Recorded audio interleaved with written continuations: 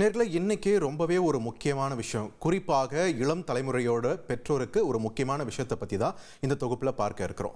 முன்னாடி எல்லாம் வார இறுதி நாட்களில் பொழுதுபோக்குக்காக நண்பர்களோட வெளியே போய் விளையாடுறது தான் வாடிக்கையாக இருந்தது. இப்போ விளையாட்டுனாலே செல்ஃபோன்லையும் கம்ப்யூட்டர்லையும் அது அடங்கிடுச்சு. அதுலேயும் குறிப்பாக சின்ன பசங்க இணைய விளையாட்டுகளில் மூழ்கி அதுக்கு அடிமையாகி விடுறாங்க. உலகம் முழுகவே வீடியோ கேமிற்கு அடிமையான குழந்தைகள் பற்றிய கவலை தரக்கூடிய சம்பவங்கள் அடிக்கடி வெளியாகிட்டே வருது. அதன்படி இந்தியா மட்டும் இல்லை, உலகம் முழுவதும் இது போன்ற சம்பவங்கள் அதிகரிச்சுட்டு வர்றதை கருத்தில் கொண்டு உலக சுகாதார அமைப்பான WHO வீடியோ கேமுக்கு அடிமையாறத அதிகாரப்பூர்வ மனநல கோளாறா அறிவிச்சிருக்காங்க. அதே மாதிரி ஹார்வர்ட் மருத்துவ பள்ளி நடத்திய ஆய்விலையும் ஆன்லைன் விளையாட்டை அதிகமாக பயன்படுத்தக்கூடிய நபர்களோட கைகளில் மன அழுத்தம் காரணமாக மறுபடியும் காயங்கள் ஏற்படுவதாகவும் இது அவங்கள பலவீனமானவர்களாக மாற்றி நிரந்தர காயத்துக்கு வழிவகுக்கும்னு கண்டறியப்பட்டிருக்கு. இப்போ எல்லா வீடுகள்லையும் ஸ்மார்ட் போன் பயன்படுத்துறது, தன் பெற்றோரின் ஸ்மார்ட் போனை பயன்படுத்தி குழந்தைங்க ஆன்லைன் விளையாட்டு விளையாடுறதும் அதிகரிச்சிருக்கு.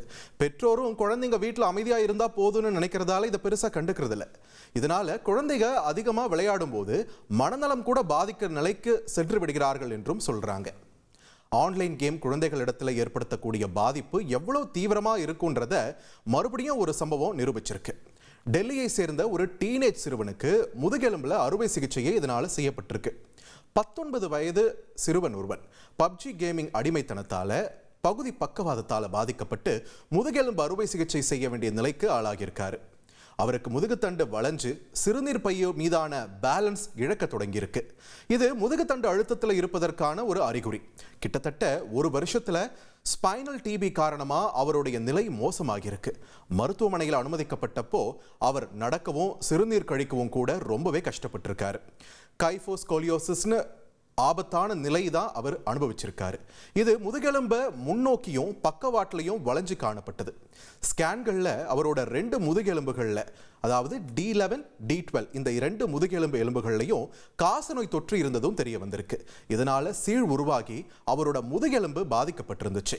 அறுவை சிகிச்சை நிபுணர்கள் திருகுகளை வச்சு முதுகெலும்பை இப்போ சீரமைச்சிருக்காங்க. அறுவை சிகிச்சை முடிஞ்சு இப்போ அந்த சிறுவன் உடல்நிலையும் தேறிட்டு வராரு. மறுபடியும் நடக்கவும் தொடங்கியிருக்காரு. சிறுவனோட உடல்நிலையை, அவருடைய உடலை வலுப்படுத்த பிசியோதெரப்பி சிகிச்சையும் அவருடைய விளையாட்டு அடிமைத்தனத்தை போக்குறதுக்கு ஆலோசனையும் கொடுக்கப்பட்டு வருது. அந்த சிறுவன் உடல் ரீதியாகவும் சரி மன ரீதியாகவும் சரி இயல்பு வாழ்க்கைக்கு திரும்ப வேண்டும் அப்படின்றத உறுதி பண்ண அவர் குணமடைவதை உன்னிப்பாக கண்காணிக்கப்பட்டு வருது. விளையாட்டு அடிமைத்தனம் மிக மிக ஆபத்தானதுன்னு டெல்லி சிறுவனுக்கு நேர்ந்த நிலை நம்ம எல்லாருக்குமே உணர்த்துதுன்னா அதுக்கு மாற்று கருத்தே கிடையாது. செய்திகளை உடனுக்குடன் தெரிந்து கொள்ள உடனே சப்ஸ்கிரைப் பண்ணுங்க.